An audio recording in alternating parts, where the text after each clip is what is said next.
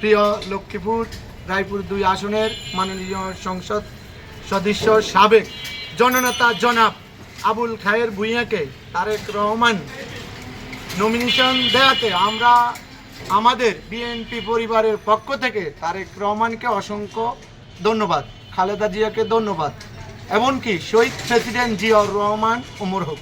আমরা চাই আগামী দিনের কান্ডারি ধানের শীষের প্রতীক নিয়ে আমাদের জননেতা জনাব আবুল খায়ের ভূঁইয়া সংসদে আসবে। আমরা আবুল খায়ের ভূঁইয়াকে ধানের শীষ মার্কা জয় করব ইনশাল্লাহ আগামী দিনে। আর আগামী শুক্রবার সকাল ৮টা থেকে আমাদের ৭ নং ওয়ার্ড, ৬ নং ওয়ার্ড, ৪ নং ওয়ার্ড এমনকি ৯ নং ওয়ার্ড বিএনপির জননেতা জনাব আবুল খায়ের ভূঁইয়ার পথ জনসভায় আপনারা সবাই উপস্থিত থাকবেন।